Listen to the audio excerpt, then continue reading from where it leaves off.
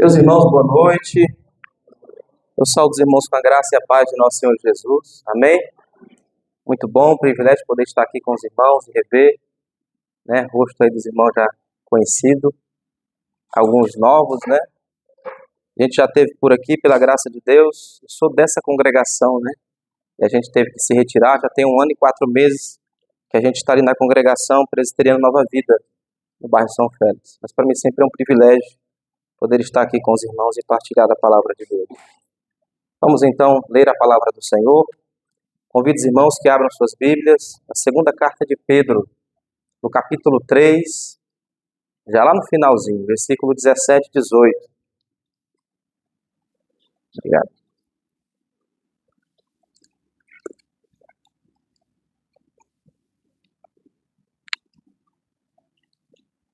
Segunda carta do apóstolo Pedro, capítulo 3, versículo 17 e 18. Ouça com fé a leitura que farei da palavra do Senhor.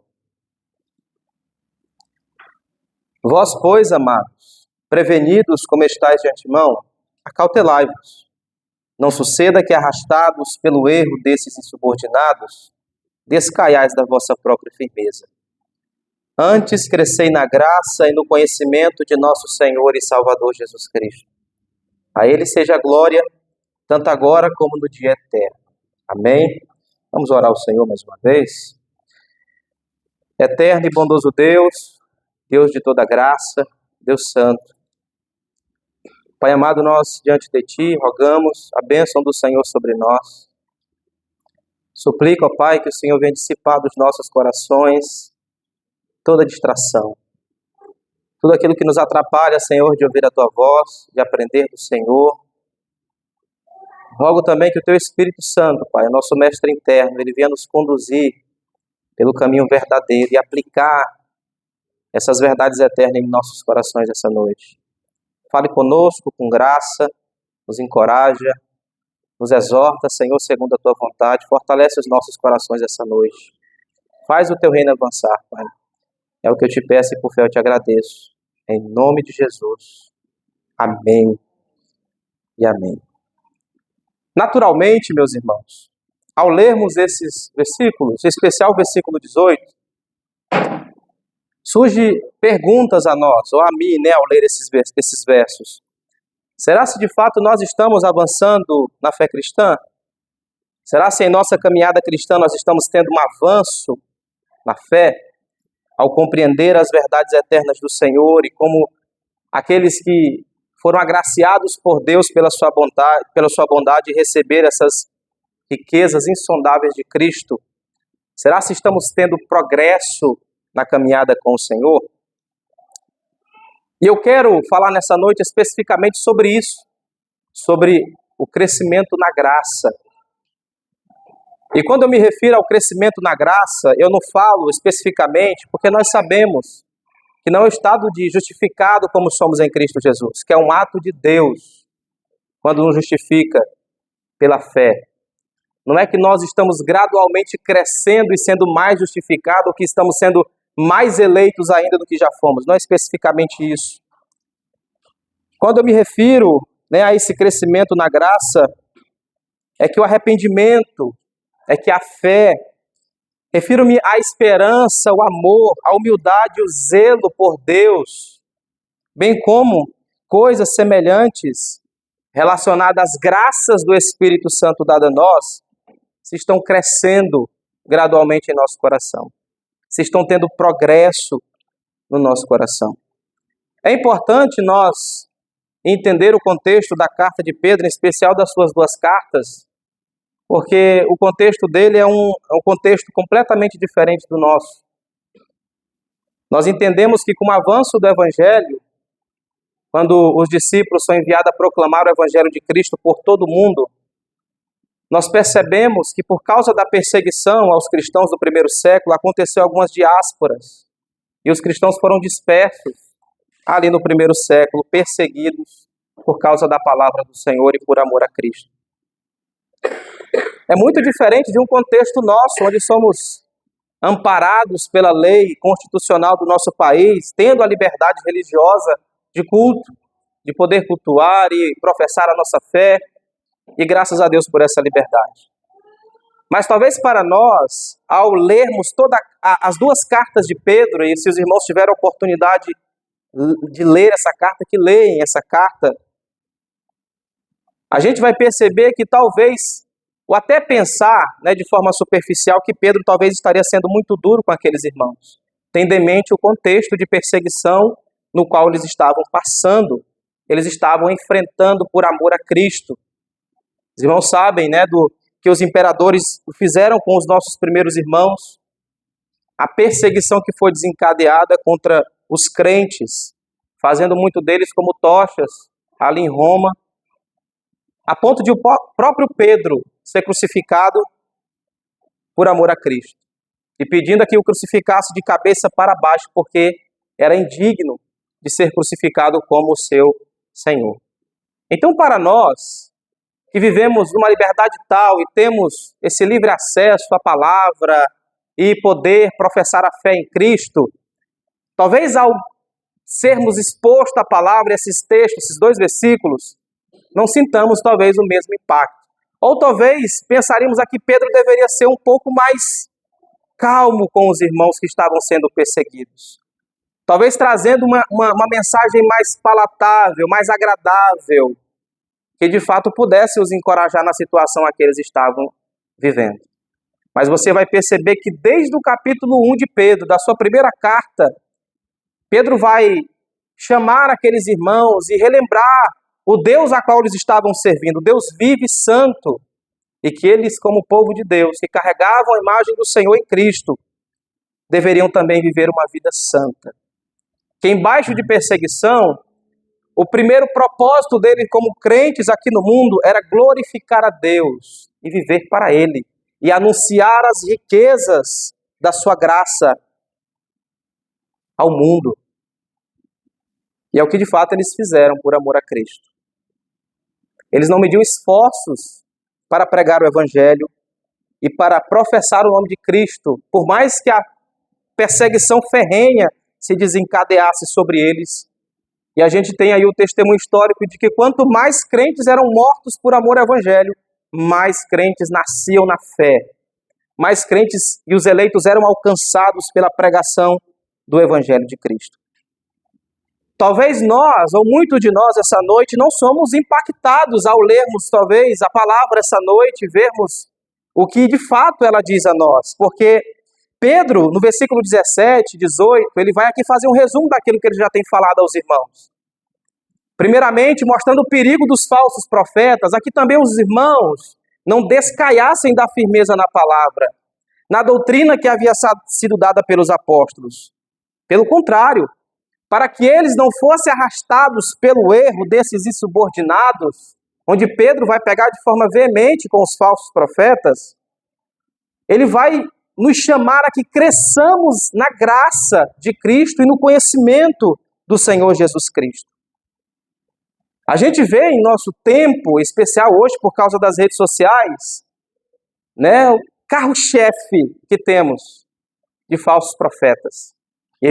E atualmente a gente percebe um jovem de 14 anos enganando vários crentes. E eu vi uma frase muito interessante hoje ainda, onde um certo pastor presbiteriano diz que se um jovem de 14 anos consegue enganar tanta gente, quanto mais o anticristo. Então você percebe uma igreja superficial, especial em nosso país, no Brasil, onde todo o evangelho e pregação para ela, né, ela abraça e acolhe com uma alegria. Falou Jesus, ela está dentro.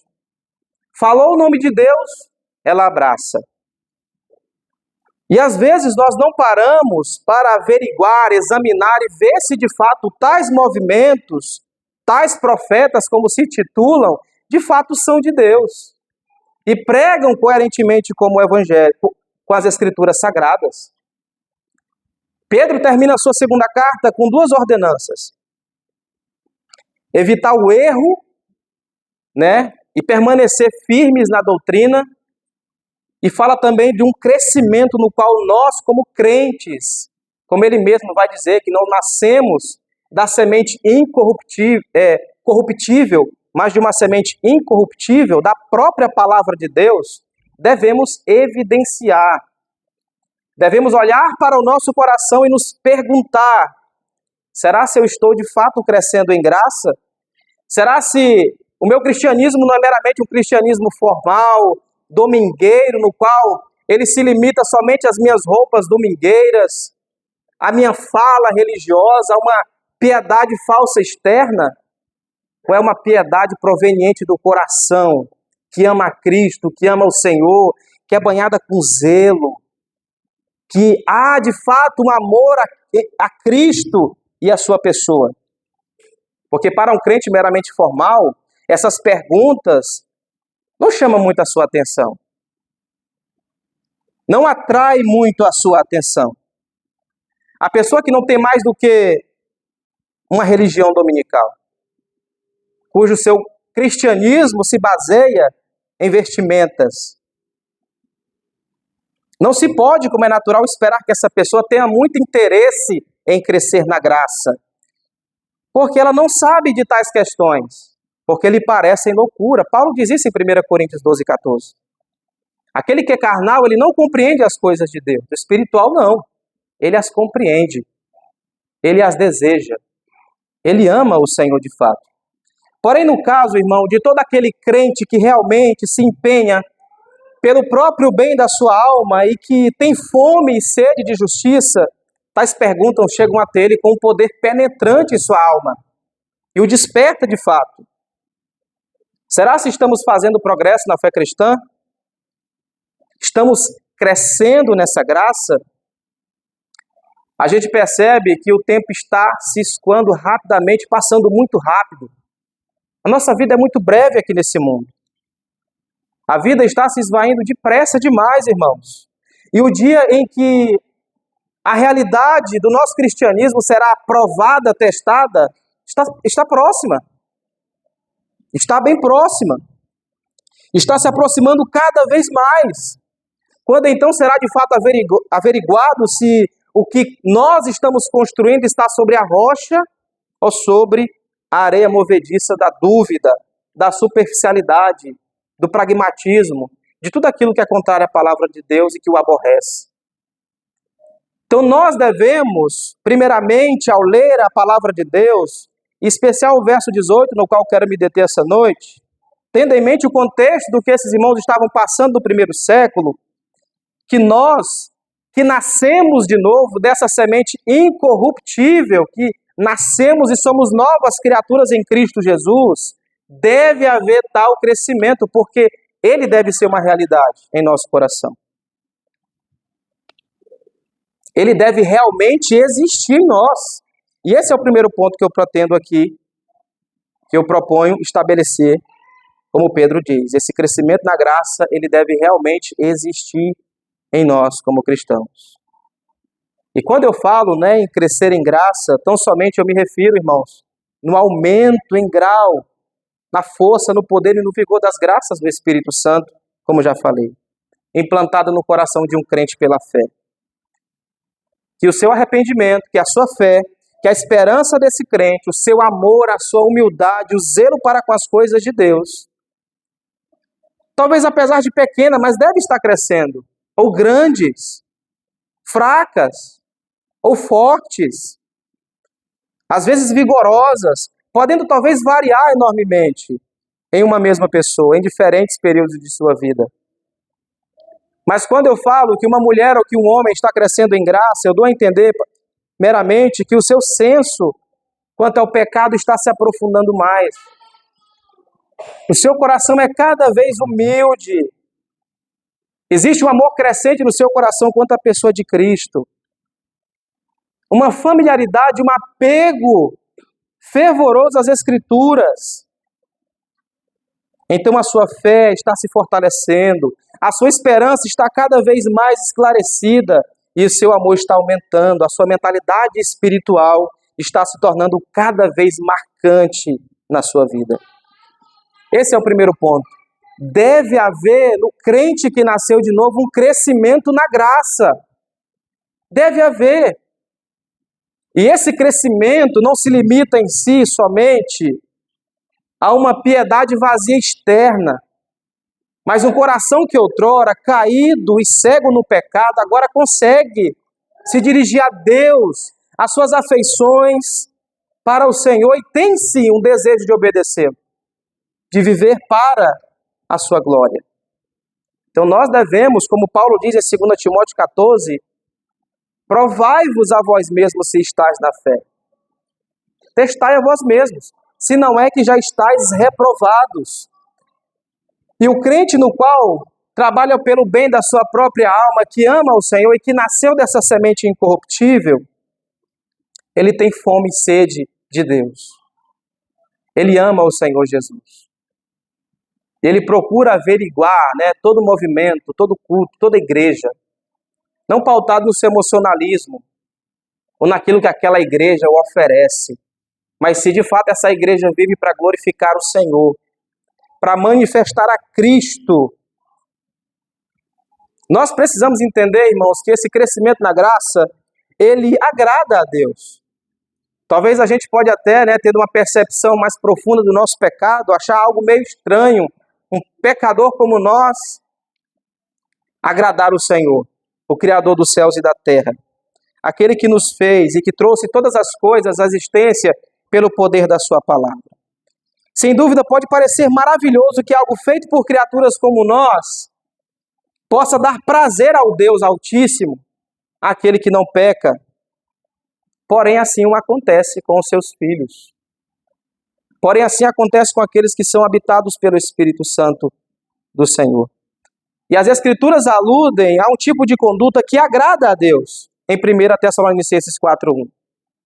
As Escrituras também se referem a sacrifícios com os quais Deus se agrada e se apraz, em Hebreus 13:16. Deus tem prazer no seu povo, especialmente quando o seu povo cresce na graça. A gente pode ter aqui a ideia do lavrador, ou de qualquer agricultor, de alguém que cuida de horta, que já teve a oportunidade de trabalhar na agricultura ou no plantio. Um agricultor que gosta de ver as plantas nas quais ele investiu o seu trabalho, e o Diácono Ulisses pode muito bem também falar sobre isso.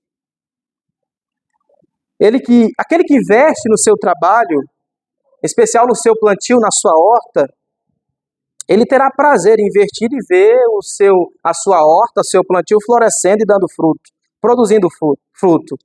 Mas ele ficaria certamente desapontado, entristecido, se essas plantas começassem a definhar, a não produzir e parassem de crescer.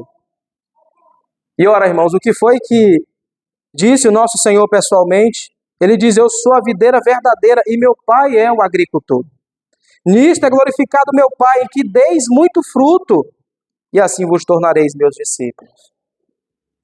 É uma contradição de termos para um crente, como a gente vê nas Escrituras, e se diz cristão, e diz que nasceu de novo, e não dá fruto. Jesus diz que aquele que está em mim, esse dá muito fruto. Ele evidencia que nasceu dessa semente incorruptível pelos frutos. É assim que se conhece um cristão. Uma pessoa que amava a mentira, amava aquilo que Deus odeia, e que foi transformada e que ama aquilo que Deus ama. E aborrece aquilo que Deus aborrece. Então o Senhor, ele se apraz, ele se agrada no seu povo que está crescendo em graça. Talvez Pedro, muitos pensam, teria que ser um pouco mais tranquilo com aqueles irmãos, tendo em mente o que eles estavam passando. Muitos deles, tendo costurado em sua pele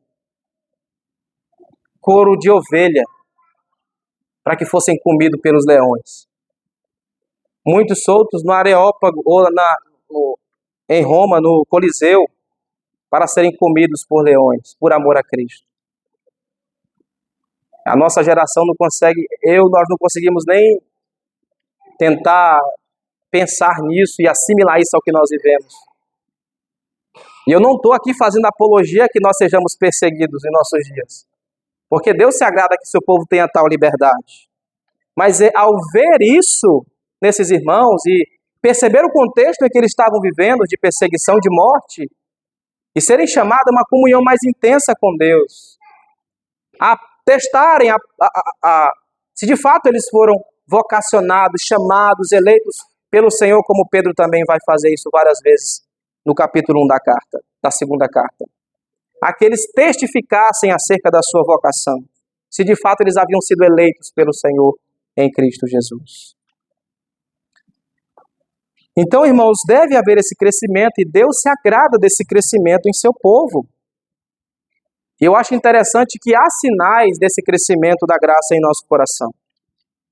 Existem sinais que evidenciam, que marcam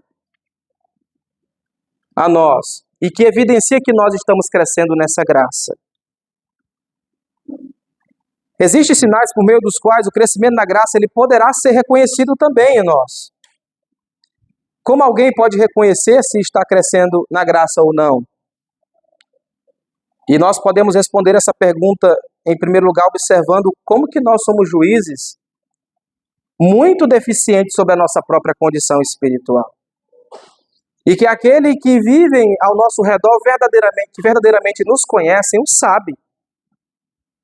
Nós somos juízes muito débeis acerca da nossa própria condição. Nós nos pautamos na nossa autojustiça, na nossa autopiedade, e achamos que nós somos impecáveis. Nosso juízo, às vezes, é débil quanto à nossa vida espiritual. É deficiente sobre a nossa própria condição espiritual.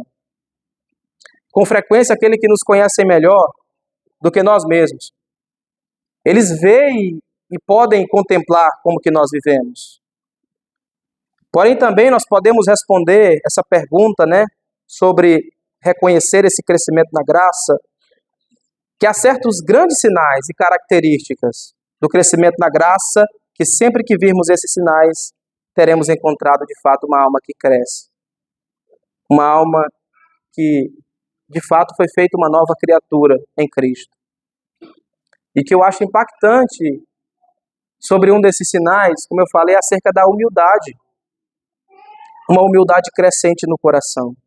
Porque um homem e uma mulher cuja alma está crescendo, ele possui uma maior percepção da sua própria indignidade e da própria pecaminosidade do seu próprio coração. A cada ano que passa, ele percebe a sua indignidade e a pecaminosidade do nosso coração.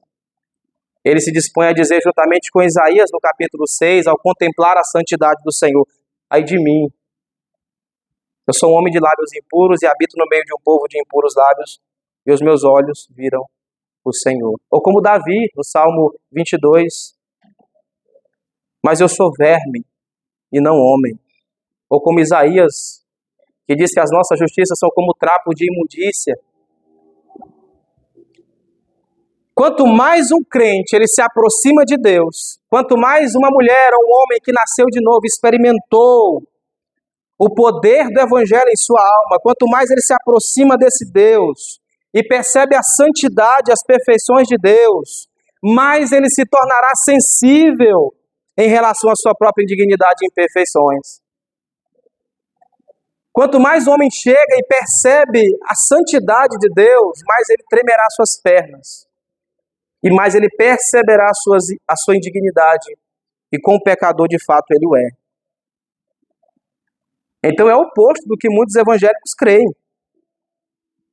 Não é se encher da autojustiça porque eu sou crente, agora estou quitado. Agora, como muitos dizem, tem a ousadia de dizer que passa o dia inteiro sem pecar.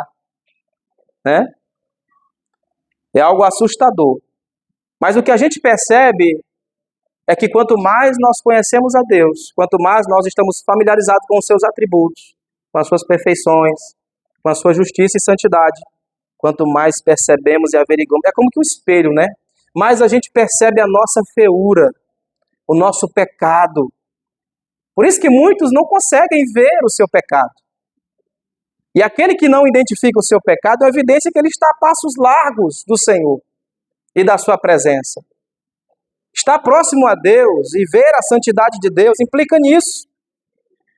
Em uma humildade crescente, perceber a sua indignidade e a sua pecaminosidade, bem como as suas imperfeições. Por isso que o crente é aquele que mais ora uma oração de confissão, Senhor, tem misericórdia de mim, pecador. Senhor, Tu és santo e eu sou verme. Nós poderíamos dizer também como salmista. Então a humildade é crescente no seu coração. É crescente. Ele se torna alguém mais humilde, ele percebe quem ele é de fato e o que Deus fez em sua vida, em sua alma.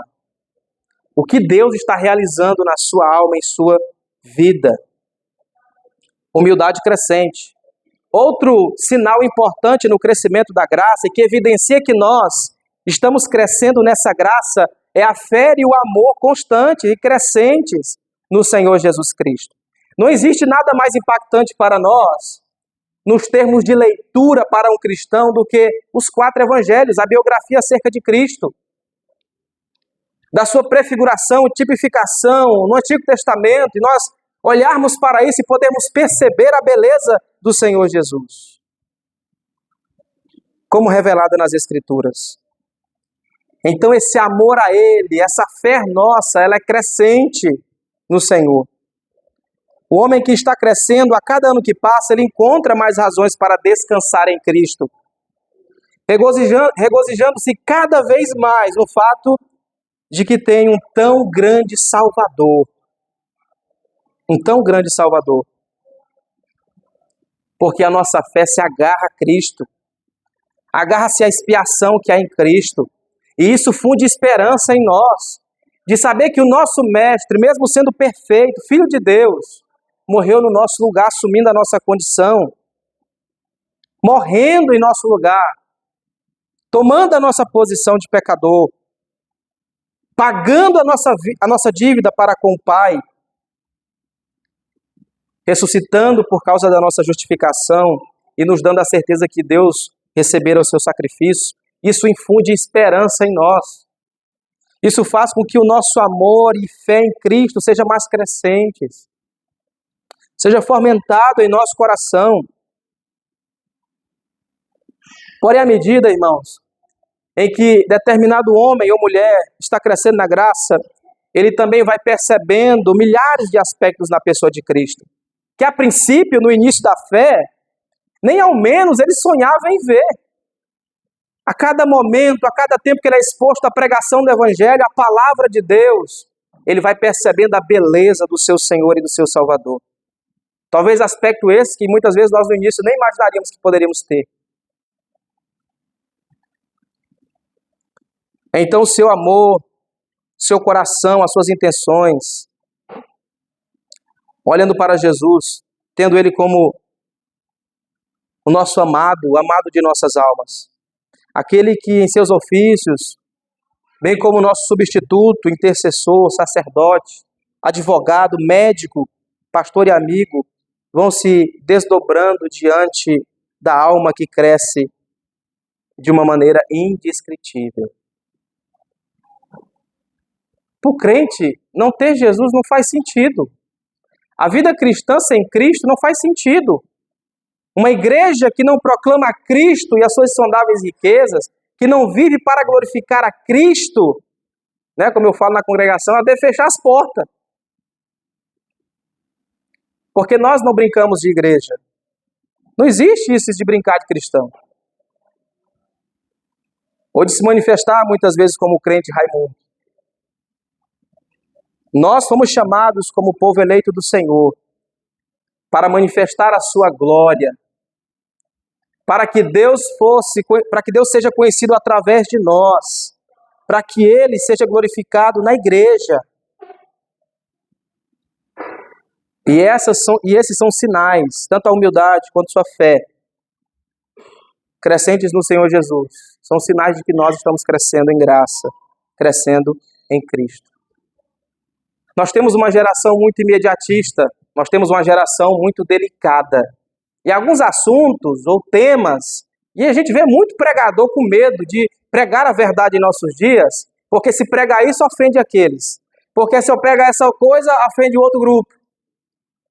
Nós somos chamados para pregar a verdade de Deus e anunciar essa verdade aos homens. Nós não devemos temer, mas devemos proclamar a palavra do Senhor na autoridade do Espírito Santo. e anunciar essa verdade que cremos. Nós não podemos estar em cima do muro diante de um mundo tão relativista que vivemos. E às vezes conversar com as pessoas desse século é algo horrível, é como pisar em ovo. Se tocar nesse assunto aqui, não dá. É um clima complicadíssimo, porque é uma geração muito delicada, uma geração inclusiva, com igrejas inclusivas, com falsos pastores e falsos crentes que financiam tudo isso. Então nós devemos, ao olhar para o nosso coração, para o nosso íntimo, e perguntarmos a nós mesmos, estamos crescendo nessa graça? Quando alguém fala de Cristo e quando nós em nossas conversações falamos sobre Ele, o nosso olho brilha. Quando o pastor prega que nós éramos os pecadores, distante da presença de Deus e já prontos a serem condenados pela sua ira, mas quando ele expõe a gloriosa obra de Cristo, será se há amor de fato quando a ouvimos? Os nossos olhos brilham ao ouvir o Evangelho?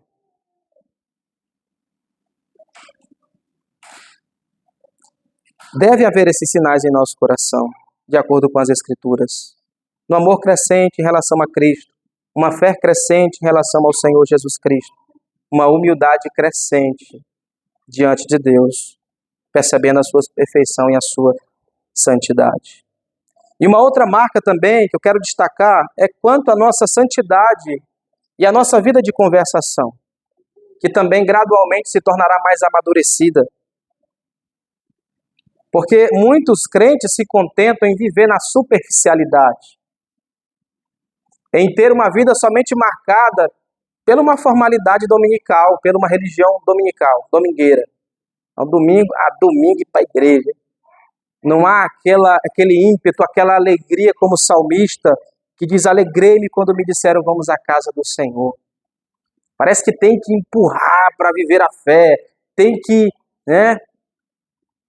Enquanto que um crente deveria ter prazer, contar as horas, o dia, para que chegue o dia do Senhor, para que juntos, como igreja, louvarmos a Ele, sermos expostos à Sua palavra e procurarmos, ao finalizar a liturgia do culto, vivermos a liturgia da vida para a Sua glória.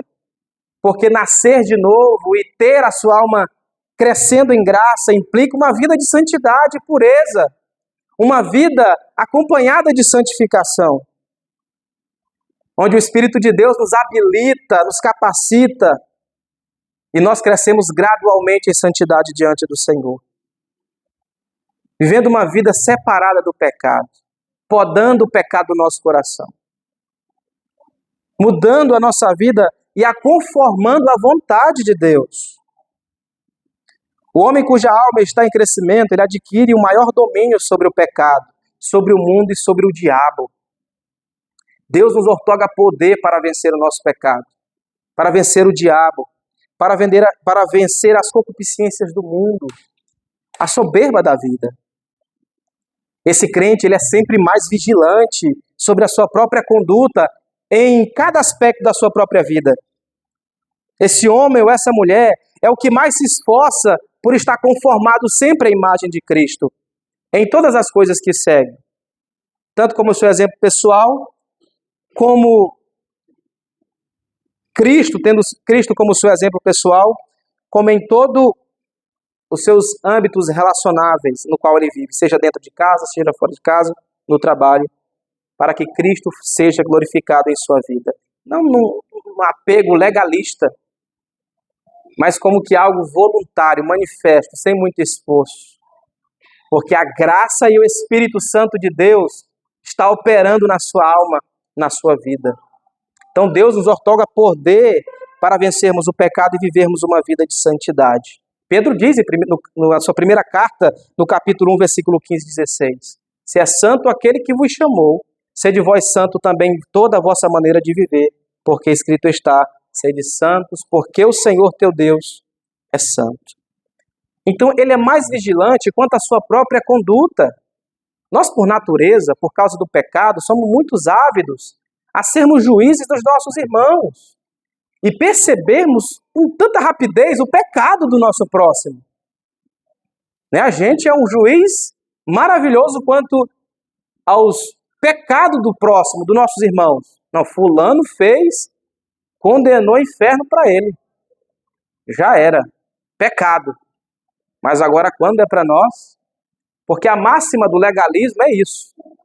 A máxima do legalismo é exigir dos outros aquilo que você não faz. Isso é ser legalista. Exigir aquilo que você não vive. E nós somos ávidos a julgar os outros. Mas a gente coça os lábios. E às vezes, de forma ímpia, esperamos até, eu vou esperar que agora, né, ela cai, ele cai. É agora que ele cai de fato. Enquanto que deveríamos ser apoio pastoral dos nossos irmãos, como o autor aos Hebreus diz no capítulo 6. Exortando-vos uns aos outros pelo tempo que se chama hoje, para que cada um de vós não seja enganados pelo engano do pecado. Pastoreando-vos mutuamente uns aos outros, cuidando mutuamente uns dos outros com graça, com misericórdia, sabendo que podemos ver o operar de Deus em nossas vidas e o agir do Espírito Santo em nossos corações. Então a pessoa que está crescendo em graça, ela manifesta uma vida de santidade e percebe o seu próprio pecado. As suas conversações que antes eram banais, mundanas, ímpias, agora são marcadas por palavras de sabedoria, advindas da palavra de Deus e pela familiaridade que ele tem com a palavra de Deus. Você conversa com um crente o dia inteiro e às vezes ele fala de tanta bobagem, não cita o nome de Cristo, de Jesus. Não cita um verso. Muitas vezes tem vergonha de se manifestar como crente, como cristão. E essa é a realidade que vivemos. Porque temos medo de muitas vezes tornar a nossa fé pública, enquanto que deveríamos veementemente anunciar essas verdades que cremos, para que outros também sejam alcançados. Então as nossas conversações são mais maduras. Existe prazer em conversar-se com um determinado crente que está crescendo em graça. Não, mas é tão bom o tempo que eu passo com um determinado irmão. Há tanta graça, há tanta sabedoria. Quanto que eu aprendo da palavra de Deus. Quanto que eu vejo de Cristo nessa pessoa. Quanto que é bom estar com essa pessoa, gastar tempo com essa pessoa. Porque ela evidencia Cristo no seu falar, na sua vida. Ele esquece das coisas que para trás ficam. E ele prossegue para o que está adiante. Fazendo com que o seu contínuo alvo seja sempre avançado, superior, progressivo, olhando para o prêmio da soberana vocação de Deus em Cristo Jesus. Porque na terra, ele anseia e almeja ter uma vontade totalmente coerente com a vontade de Deus, com a sua palavra. O seu principal objetivo no céu, além de estar na presença de Cristo, é a completa separação de todo o pecado. Não é somente porque vai estar lá numa nuvenzinha tocando uma harpa, como é a ideia de céu que muitos o têm hoje. Mas é porque a presença do pecado será extirpada. Ele estará com Cristo para todo sempre. Ele estará com o Senhor. Então ele já experimenta isso e almeja isso agora na terra. Além de, pela graça do Senhor, fazer da sua vontade coerente com a vontade de Deus. Também, bem como seu objetivo no céu, ter Cristo, estar na presença de Cristo e ter a completa separação do pecado. É uma vida marcada por santidade, por conversações maduras, de fato espirituais. A gente percebe, irmãos, eu olho isso na minha própria experiência, que muitas vezes, por causa do modo como do contexto em que nós vivemos hoje, nessa secularização, essa pós-modernidade, certo que a gente tem que proclamar o evangelho com sabedoria. O contexto no qual Pedro viveu é totalmente diferente do nosso. Vestimentas, palavras, linguajar. Só aquilo que Deus o inspira, né, como vemos em sua carta, permanece inalterado. Inalterado e válido para todo sempre, para a nossa própria instrução. Então nós, ao buscarmos firmeza na palavra do Senhor, a não decair, como ele diz, decaiais dessa firmeza na palavra do Senhor, para que não sejais enganados pelo erro desses subordinados, desses falsos profetas, precisamos crescer nessa graça e gradualmente no conhecimento de Cristo. Não faça com que sua vida não valha a pena viver neste mundo. A nossa vida só tem sentido quando ela tem Cristo. Quando de fato Cristo é o centro da nossa vida. O nosso ego, o nosso eu deve ser destronado para que Cristo viva em nós. Paulo diz, não sou mais eu quem vive, mas Cristo que vive em mim. E a vida que eu tenho agora, eu vivo pela fé no Filho de Deus, que morreu e que entregou a si mesmo por mim. Então nós precisamos ter cuidado quanto a um regresso na caminhada espiritual e progredirmos gradualmente na presença de Deus. E é interessante também que o zelo e a diligência desse que cresce em graça, especialmente pelas almas, são visíveis. Porque o crente que foi alcançado pelo Evangelho, ele não guarda para ele mesmo.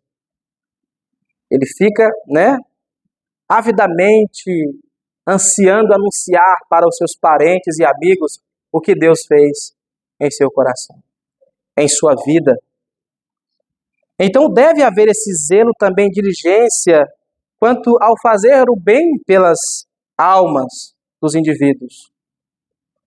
Porque o indivíduo que realmente está crescendo, ele se interessa mais intensamente pela salvação de pecadores. Cada ano que passa, ele anuncia, ele evangeliza, ele testifica de Cristo. Ele chora pelas missões na própria pátria e também no estrangeiro. Ele se esforça, ele financia, ele ora para que Cristo seja conhecido em todo o mundo e manifestada a sua glória em todo o mundo. Ele não cansa de fazer o bem, só porque cada esforço seu não obtém o sucesso desejado. Então ele persiste, ele continua, ele ora incansavelmente pelas almas daquele que vive ao seu derredor, bem como por aqueles que ele não conhece. O alvo de uma igreja é glorificar a Deus, bem como o alvo de todo crente. Mas uma igreja que não se dedica a proclamar o Evangelho e a alcançar os perdidos também, ela falha em sua missão. Nós somos chamados, e essa é uma evidência que nós também crescemos na graça. É o nosso amor diligente e zelo pelas almas daqueles que estão perdidos. De alguma forma, fazer com que Cristo nasça neles. Pelo poder da palavra, pelo agir do Espírito Santo de Deus. Eu acho que um dos sinais definitivos do declínio espiritual é o interesse cada vez menor pelas almas alheias e pela expansão do reino de Cristo. Quer alguém saber se está crescendo na graça? Examine a si próprio para ver se sente um interesse crescente no tocante à salvação das almas perdidas. O desejo por aqueles que estão ao próximo de nós sejam salvos. É crescente, é nutrido pelo Espírito Santo do Senhor. E esses são sinais que evidenciam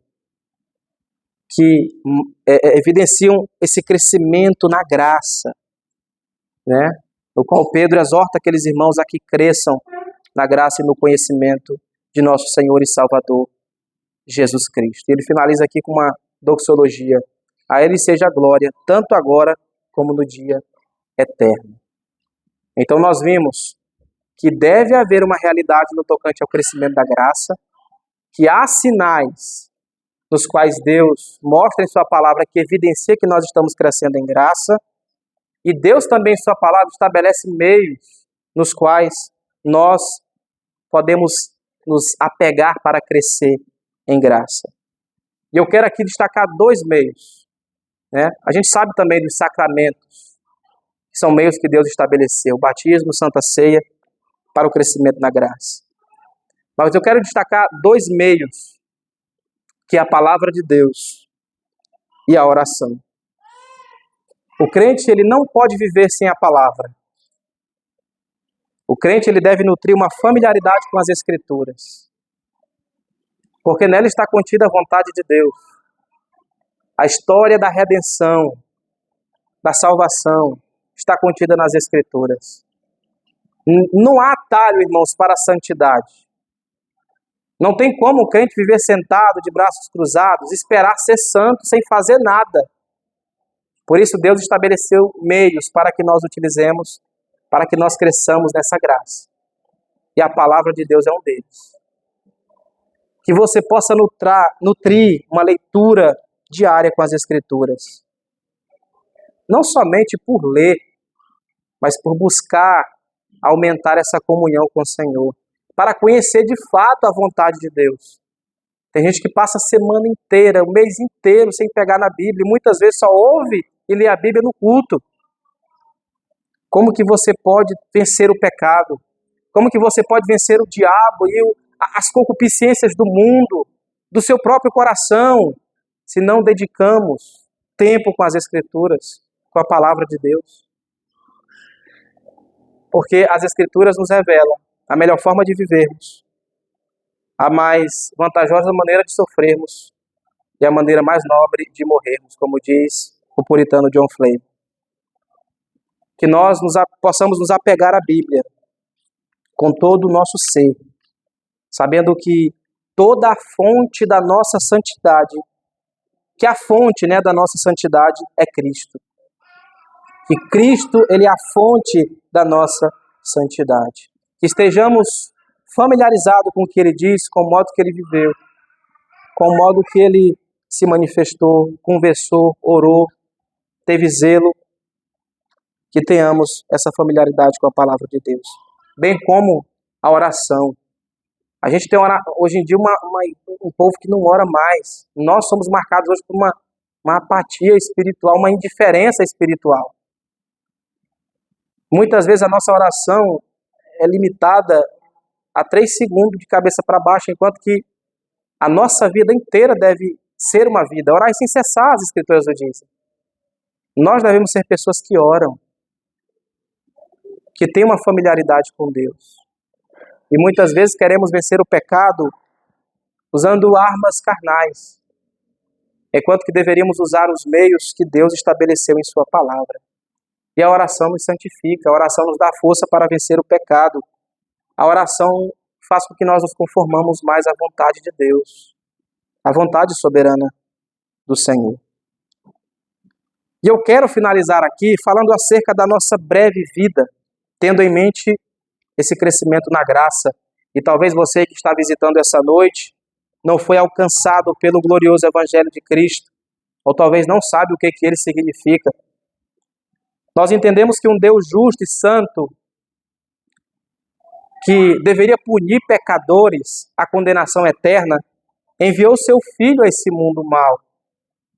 O seu Filho que se encarnou, que mostrou a sua glória. E nós, como João disse, vimos a sua glória, apalpamos a palavra da verdade. Que morreu por causa dos nossos pecados e que ressuscitou por causa da nossa justificação. Aqui você se volte para Ele, aqui você não terá força nenhuma para vencer o mal do seu coração, o pecado do seu coração, se a sua vida não estiver envolta em Cristo. Se a sua fé não se agarrar a Ele constantemente, veementemente. A nossa vida é marcada pela fé. E a fé não é um salto no escuro. A nossa fé é racional. Nós compreendemos e entendemos pelo Espírito Santo claramente a vontade de Deus para as nossas vidas, pela aplicação da palavra em nosso coração. Então nós entendemos que a nossa vida é muito breve, que não tratamos de assuntos corriqueiros no tocante à alma eterna dos homens, mas falamos de vida eterna, falamos de salvação da alma, e de que todos nós, como diz o autor aos Hebreus, no capítulo 9, versículo 27, todo homem quando morre segue-se o juízo. Estaremos diante do Senhor. para prestar conta de tudo o que nós fazemos. Mas o profeta o diz, o apóstolo Paulo também o diz, repetindo a palavra do profeta Isaías: eis aqui o dia aceitável, eis aqui o dia da salvação, eis aqui o dia de se voltar para o Senhor com arrependimento e fé genuíno. É hora de nós deixarmos de viver uma vida pautada nos nossos caprichos e tornar a nossa vida coerente com a vontade de Deus. E aqui eu quero encerrar com as palavras de John Charles Wiley. Ele diz no seu livro Santidade que tudo está ficando mais velho. Nós e o mundo estamos envelhecendo. Mais alguns poucos verões, uns poucos invernos, mais algumas poucas doenças, algumas tristezas, mais alguns poucos casamentos, mais alguns poucos funerais, mais algumas poucas reuniões, mais algumas poucas despedidas. E então, o que se sucederá? Ora, a grama estará crescendo na superfície de nossas sepulturas. Assim não seria conveniente examinarmos o nosso íntimo, apresentando à nossa alma uma indagação simples: estamos avançando no que diz respeito à nossa fé em Cristo? E aos fatores que se referem à nossa paz, à nossa grande questão da santidade pessoal de vida? Estamos crescendo à imagem e semelhança de Cristo?